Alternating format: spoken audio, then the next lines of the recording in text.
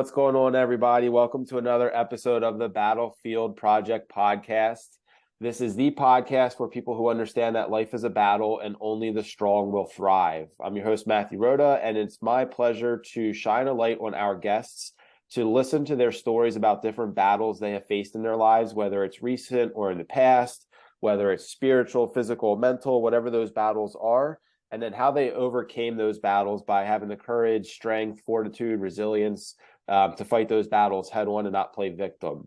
I'm super excited to have one of my good local friends here on the call, Jesse. I'm going to introduce him here real quick, and then we will jump right into this bad boy.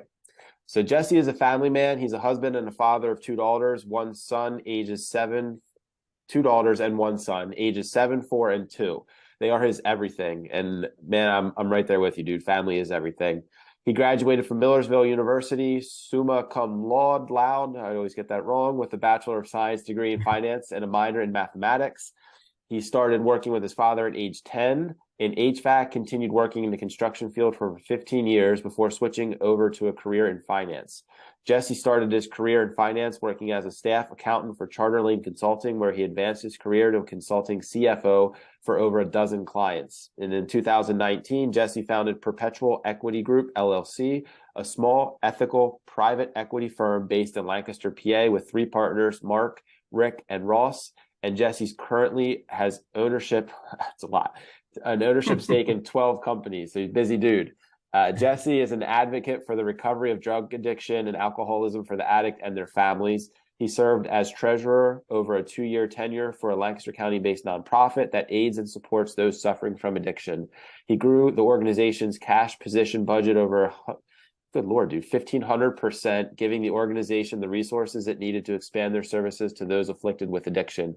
Jesse is a member of a few networking groups, including Vistage Worldwide, Battlefield Mastermind Group, and the Young Men's Business League. He is an avid pet lover and semi-homesteader. Jesse enjoys spending time with his family, cooking, hunting, fishing, hiking, camping, gardening, reading at least 24 books a year, and shooting the worst game of golf anyone has ever seen.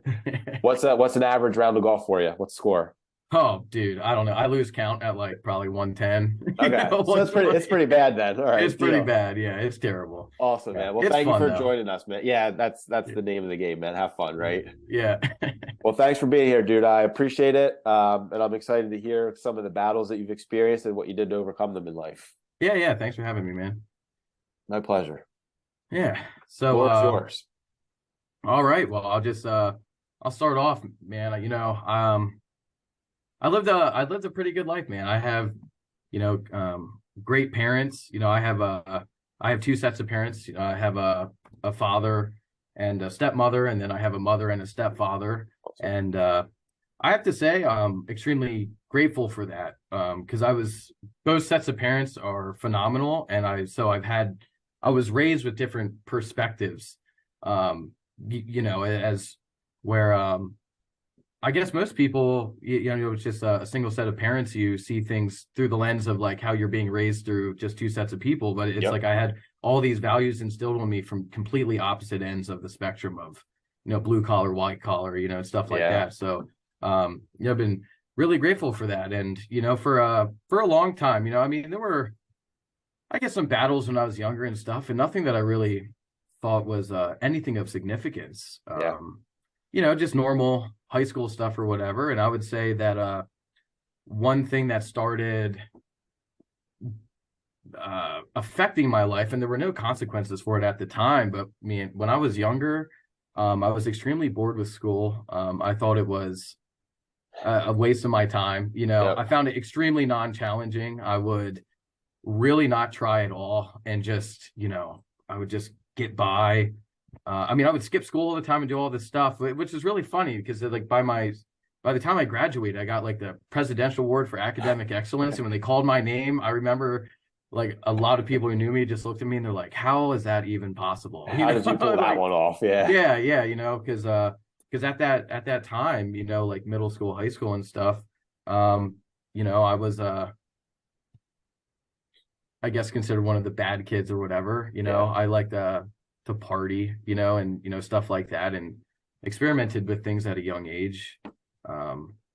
Which came Mostly I don't look at it as an environmental situation at all. Like I said, I was raised in two different homes and they were both fantastic, and Yeah. a lot of principles and stuff were instilled into me. So I don't really know where it came from other than like looking back in hindsight. I think mentally going on with me, looking back, there was some form of insecurity Yeah.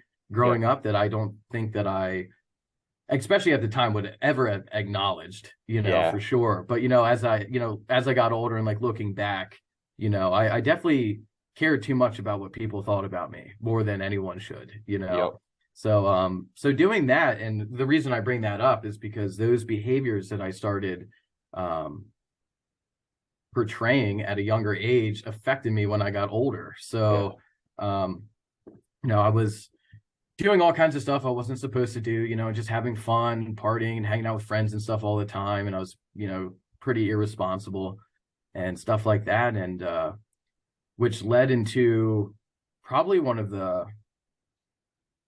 the biggest battles that I've ever faced in my life, which was, over time and over some years, I developed a drug addiction, Mm. and which heavily affected every aspect of my life. My personal relationships, sexual relationships, money, Yep. jobs, everything. And I struggle with that for a number of years. I was also very fortunate as well to get out of that at as young of an age as I did. Yeah.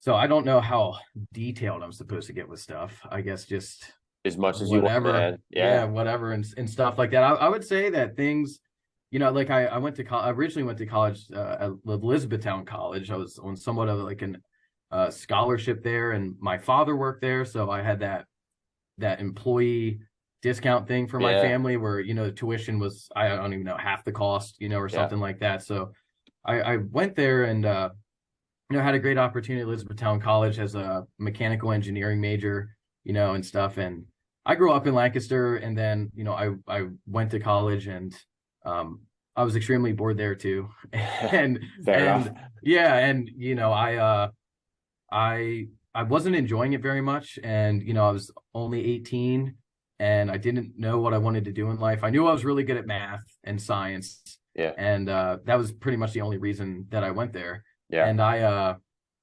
partied a lot, stuff like that. But what ended up happening was, like, over the summers, I would work for the mechanical trades, and I was like specifically working with the in electrical, which is really funny because like at that college is where I met Ross, and Okay. he worked there too as well. And but I was there, and I worked with some people, some foreign exchange students, and some other people who stayed for the summer to make some money, and we would work for the college and pulling electrical wires and replacing ballast, and just easy stuff like that. And so what ended up happening to me was I was standing on top of this 14-foot A-frame ladder on the very top step up in drop ceiling, replacing a ballast.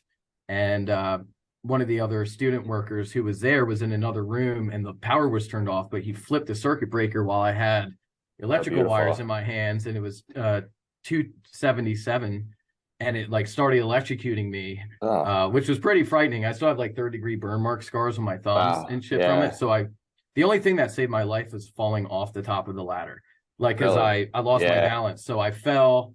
So a wire from the drop ceiling, how tracking for drop ceiling is Yeah. hanged, Yeah. that caught up in my arm, up in here, so it tore my arm open, and there was blood everywhere, and I fell down and I broke my ribs because I hit a table on the way down and stuff. Sheesh. So what ended up happening was, I got rushed to the hospital and all this stuff, and that was the first time they ever I got a medical prescription for OxyContin. Okay. Is what they gave to me. And at that time I was already partying and like doing stuff I wasn't supposed to do anyway. Yep. But I remember starting to do that, and I really liked the way that it made me feel. And it Yep. was right around that time that I got into a relationship with a girl who also seemed to enjoy the same thing. So it was kind of Yep. like this culmination of like Yep. a really, really bad cocktail that Yeah. just got mixed together. And yeah, so I started, seeking that kind of stuff out, and I got addicted to opiates, and took over my entire life, Yeah. for a good chunk of time, or what it Yeah. felt like a lifetime. And so through getting all the specifics of all the crazy stuff of that, Yeah. I can tell you that it got to a point where um, I wanted to stop, and I couldn't stop, and I saw the pain that I was causing my family and Yeah. my friends. And I lost a lot of friends. Um, a lot of them were still like really good friends. They were just they couldn't really Yeah. stand to see me the way that I was. Yep. And yeah, I lost the trust of my family, and which is the most painful. And really what ended up happening was, through a whole slew of one thing after another, I wanted to stop. I did go to seek help a few times, like a rehab center, and Hmm. stuff like that at a really young age.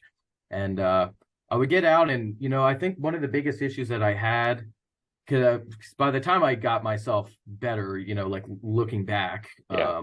it was kind of, I had that thing of thinking that I could fix all this myself. But Yep. there's like an old saying, you can't fix a broken brain with a broken brain. So Yep. I would try to take things in my own hands and do stuff, and it was extremely unsuccessful. So it got to the point where I got into a really dark place in my life.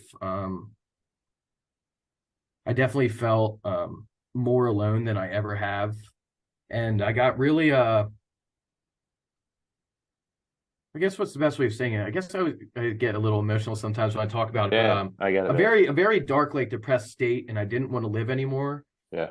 but I was also like too scared. Like I wasn't suicidal, like in the Yeah. sense, because I was like too scared to do that too. It was like I Yep. was afraid of everything, Yeah.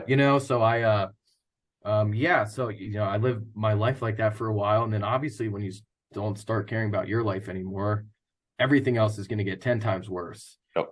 And so then there were a bunch of events and stuff that happened, that led me to my last and final rehab stay, Hmm. um, which was at the retreat in Lancaster County. Okay. And I met some really good people there, and I think I hit my bottom, that I was susceptible to outside information, and I was pointed into the right direction. And um, from there, I started feeling better for the first time, and I went down to Maryland in, well, let's see, at the end, yeah, May 30th of 2013, because I got sober in May 3rd of 2013. And I had my stay at the rehab center, and then I got shipped off to Bel Air, Maryland, to a recovery house program Okay. down there on May 30th. So I had nothing but a garbage bag full of clothes, and probably the smallest sliver relationship left with my mom, Yeah. and yeah, so I moved into a house. I lived in one house with 13 other guys, and I really got immersed into the recovery community down there, and I started feeling much better. Yeah. I went through the recovery process, 12-step stuff, and I really, I guess in the best way. I mean, I had spiritual experiences, and um, I guess the best way of saying it, found myself, I Yeah. guess in quotations, Yep. and really found that thing that made me feel whole again, I guess you Yeah. could say. So Yeah. yeah, I was 23 years old, and well, I was 22, and then I turned 23 down in Maryland, and then I decided I wanted to live down there for a while. Okay. And so I didn't really make anything out of myself. Like I didn't finish college that first time, and all that. And with that, battle was definitely the hardest thing that I've ever been through. Yeah. I had my ups and downs, within my first year when I was down there in Maryland, but I got connected to like such an amazing community down there, and I had made friendships with so many people, and like some people I only knew for a couple months that felt like better friends than some of the best friends I grew up with. Yeah. Just because we all had that one thing in common, and Yep. it really really turned my life around. And I started just finding jobs, and it was hard. Like I didn't have any money, and stuff. I started building the relationships back with my family, and started getting invited to places more, and I just started becoming more and more responsible. And the best way of chalking it up, I had so much support and a lot of help along the way. But just like anything else in life, it wouldn't have been done if I didn't put the work into it, though. There was a tremendous amount of effort to change my behaviors in the way that I was living, and that I'm so like grateful for that experience, and that's what spurred the change in everything that has happened to me over the past decade, of like where I've was going in life. So, with that and being able to get pulled out of that and, be in the recovery community, which is why I'm such a huge advocate for those still sick and suffering from addiction. I do a lot of, a lot of work with people to, point them in the right direction. Like I said, I was like a treasurer for that nonprofit and, did a bunch of, service for them. And, back when I was like super active in like 12-step programs, I was just trying to help as many people as I can. And which is something that's become a major part of my life is, giving back to as many people as possible. So, down there in Maryland is where I met my current wife. Down in Maryland was where my first child was conceived. And, where, I started, getting better jobs when I was in construction. And then because I turned my life around and I was doing so well is when my stepfather was like, I've seen that you've really have progressed from where you were. And he was just like, because he didn't trust me for shit, as we shouldn't be when we're addicts. Yeah, for sure. Like, poor guy. And and then he offered a job for me at Charter Lane Consulting and just said, hey, like, you're having a kid, why don't you come back here? Like, you really proved yourself. And then that's how I got involved in finance and stuff. Then I went finished my degree and did really well there. And then I just started really excelling and just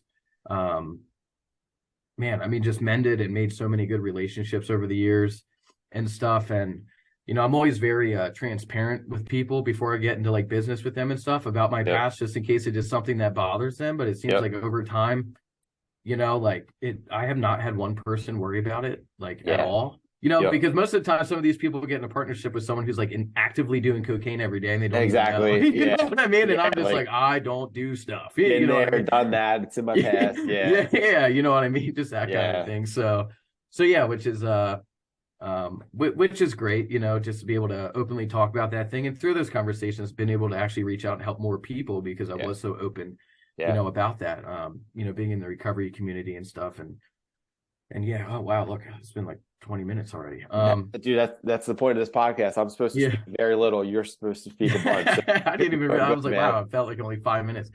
But outside of that, that was like the biggest thing that happened to me in my life, aside from like other little things that like shape and mold you throughout your life and like life lessons and stuff. But another major one, and then another one that happened that just started just a few years ago, like when I like things were just going so well for me, just boom boom, like everything was just going well. I'm like, I'm doing the right thing, all these good things are happening. And then I started getting into all these businesses, and I started a private equity investment company and had all these clients. I finished school with like a 3.99 GPA and like all this stuff, and it was just like, wow, things are going really well. And I had, children along the way, like bought our first house when we moved back from Maryland and for money that we saved up and, got into investment properties and just, stuff like that. And in doing so, and at the time, what I didn't realize is my whole focus was taking care of my family. So when I was younger, because like I'm 32 now, but when I started all this stuff, I was in my 20s, and I was,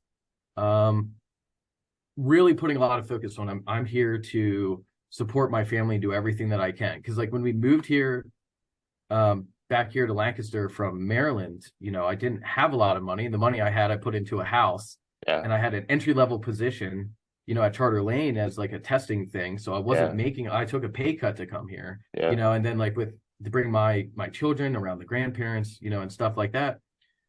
So I had just this full vision of like, I need to support my family and get in a better position. And So what I did, and even in conversation I had with in Vistas worldwide, apparently this is a very common problem. But I'm glad that I learned it as young as I did. So what ended up happening was I was, I sacrificed my social life, and stuff like that to do it, like just get stuff set up so like monetarily and everything I can take care of my family, support them, be there for them. And then times that we would, get together, I would try to like be there and interact and, do all kinds of stuff with my family and like raising children and, stuff like that. And one of the biggest mistakes that I made was that I was spending a lot of time trying to build all this stuff up as an entrepreneur. And what it did was it took time away from my wife. And for her, like, because there would be times like, oh, like I really have to get this done tonight or whatever. So even though I would be home, I would just be sitting there on my laptop, or I'd be like, oh, I have to go do this meeting here, and I was gone all day. She was a stay-at-home mom, so like, being home alone with the kids and no one to talk to all day is and we know, well, you raise kids, you know how hard it is. I know it is. Yeah, it's tough, and so what I just didn't see was like, well, I'm working super hard, and it was almost like an expectation of mine, like you should be working super hard, just and I'm doing this for the family, so like, I'm doing it for the family, I'm just like justifying everything, and it almost destroyed my marriage, which was really hard for me as well, because I really had to take that step back and look and be like, oh my God, like I am doing this for my family, but if I'm not around all the time, then I'm not. Then what is my family? Yeah, you know what I mean? Like then I just don't have one. So, I had to learn that the hard way. And that's one thing when I tell business partners and people that I know who, just doing stuff and they're having kids for the first time, like, what is the number one thing like that you would tell me as, advice as like a new parent and stuff like that? And I'm just like, be there, like be there. Like be interactive and, like spend time with your family and put that time aside and go do special things and go go out places or whatever. It doesn't have to be, it's not like you have to go to Florida or the beach, but just like go to a park and just like have a picnic or, you know what I mean, just stuff like that. So I am grateful at that time that my daughter was as young as she was, that I was able to kind of fix that whole thing, but that was an extremely taxing hard thing that happened with me was realizing that everything that I was doing was for my family, but I was ultimately the one destroying it at the same time, even though it was all good intentions, which was mind-blowing to me because I was just you're just like, how did that just happen? Like how did this and that was a very tough lesson to learn, but now what I do is, like kind of like when I talk to you, because I'm like, here's like my very strict schedule, and I had like, my physical activity is just sucks, and I'm like getting out of shape because all I do is sit all the time. And I would say that I plan my weeks out, and I have my time where I'm like, from this time to this time is like my little personal times, like I meditate and journal, and self-reflective stuff, and then I have my business day. And then every day by like 4:30, it's done, cut off, go home, and then it's family time. And I'm cooking and, watch movies or go somewhere or take them to go see a friend or Disney on Ice, or, you know what I mean, or whatever. Absolutely. And it's only at that time, like when they go to bed, then it's me and my wife's like personal time just to kind of everything settles and we, get to talk and stuff like that. But by coincidence now she went off and she's starting her own little business, and there you go. She's doing tattoos. So cool. So now it's kind of flipped. Now during our personal time, she goes, "Well, I really want to do this," and I'm like, but I'm like so fully supportive because I'm like, I've been there. I was gonna say, I do dance for a long time. Yeah, I do it every day. So I'm like, which is really cool to see, and I'm really glad that she's doing that to go. But it's something that I hold like it's very strict for me now, where it's every once in a while I get the phone call when I'm at home. Like that I have to take, but outside of that, it's strictly kind of just cut off. But good for you, man. A lot of those things are just extremely emotionally taxing and stressful, and then it caused my wife to go through her own issues. So then I also had to watch that, So like postpartum is a very serious thing. It was tough. It was really tough. But man, you what, 32? 33, Yes, 32. Jesus, you're 32. young, man. You've done all that, been through all that, and you're only 32. You're probably like I feel old like as a 32-year-old because that's when I was early 30s. I was like, I'm so old. Like compare myself to I the 20. do feel old. I talk Yeah, about it now all the I'm 40. time. I hear someone say they're 32, and I'm like, my God, you're young. You're probably like, okay, I heard that before. Yeah. Yeah, that's yeah. So like I was addicted to opioid, OxyContin specifically, all through college, big time. I was selling drugs, buying that, selling them. Like it was a big thing for Yeah. me. It was finally, like you kind of said, like admitting that I couldn't do it on my own. Like I remember going downstairs with my mom. She was at the kitchen table and she knew. Like we never talked about it, but like they know. Like Yeah. you're dozing off on the couch. Like it's You're obvious you're nodding off and your dead. pupils are the Yeah, size of a pencil tip. yeah. And Yeah. I Or remember even walking down smaller. Yeah. like, Mom, I got like I can't go back. Like it was my senior year. I was like I have to commute back and forth. I was like I can't live on campus anymore because I'm addicted to like here it is. This is where I'm at. And she was like, I've been waiting along the lines of like, I've been waiting for you to tell me that you needed help and like, whatever you need, like, we'll do it for you. But that is not easy to like, to do is to like, basically like take that armor of like arrogance that I can figure it all out and like, I'm untouchable, nothing can happen to me. And to basically be like, yeah, I need help. Like but without that self-awareness and like that just grace to yourself that like, you got to do something.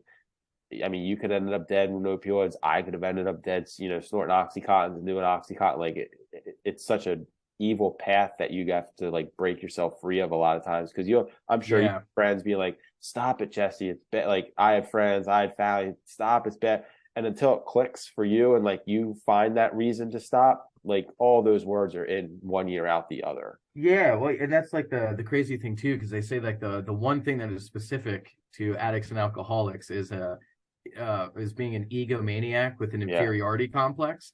Yeah. So it means that so you like, and that's why I'm just like, I have some form of mental illness that allows my brain to think that I'm the smartest and best in a room while simultaneously thinking that I am less than everybody. Absolutely nothing. Yeah, dude. You know what I mean? Like I'm right there with that you, it's dude. just so specific that it's just like, and that's why I said, like, looking back, like I was struggling with some of those insecurity issues. Yeah. But at the same time would be arrogant, and it's just the whole thing's like messed up. So yeah, it's crazy duality. Yeah. Yeah, absolutely. So, but yeah, I mean, I congratulate you too for the, getting through that because thank you, man. I've known a lot of people who haven't, and those of us who are blessed enough to get through something like that is, it's a blessing. Like I'd love to see more of it, yeah, with everyone, which is why, it's such like a big thing for me it's a lot of the organizations don't take donations because they're not allowed to like, for recovery. So like, as much as I just want to give, you have to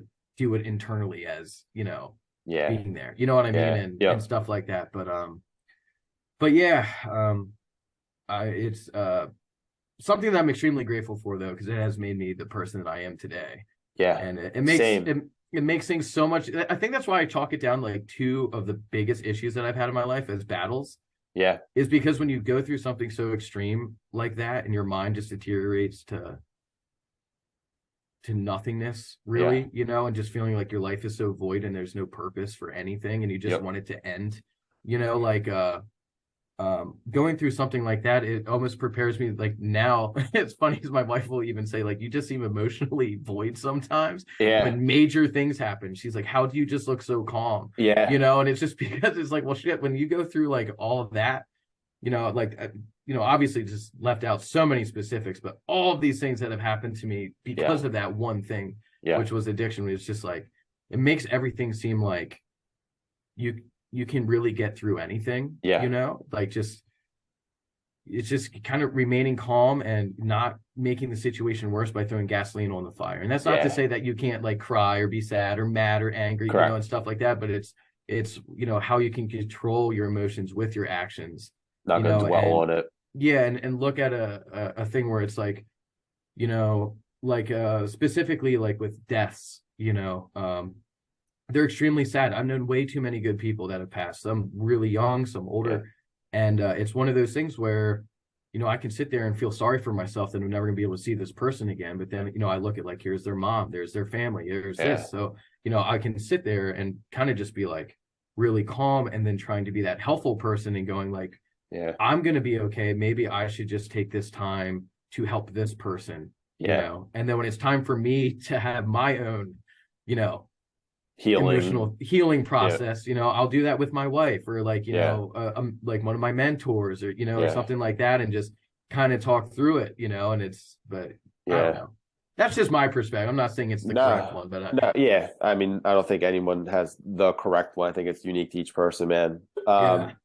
Yeah, so let's wrap it up here. I want to commend you, dude, for again, I'm gonna say you're so young and you're gonna be like, I'm so old, but like, at 32 to have the awareness, and now kind of switching from the addiction to the second one that you mentioned with like, working too hard and not neglecting family, but kind of like not knowing the balance and like making the priority. At this age, you've got probably decades of success, business success ahead of you.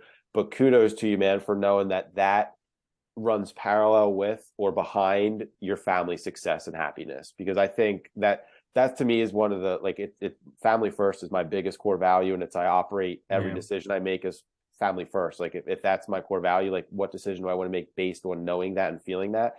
And I'm the same way. Like 4:30, my computer's closed. Like I'm not answering phone calls. I'm not going to emails. I'm hanging out with the kids, helping cook dinner. The kids are in the garage with me, whatever. And that's the way through to like 8 o'clock when we put them to bed, and like no distraction. Again, like you said, maybe a major disaster will get my attention, but like barring that, like nothing else gets my attention. Because what's the point of building a successful life, via business and finances, if the people you love the most aren't along for the ride to enjoy it with you more than Yeah. anything else? So I think that's awesome, dude. Because it's the saddest thing in the world to me would be a successful person, 50, 60-year-old who has a broken family. Like, Yeah. financially successful 60-year-old who has a broken family. I'd be like, you couldn't, I'd rather live on the street and have my family than Yeah. tens of millions of dollars, but have kids who resent me or don't know me, or my wife who left me.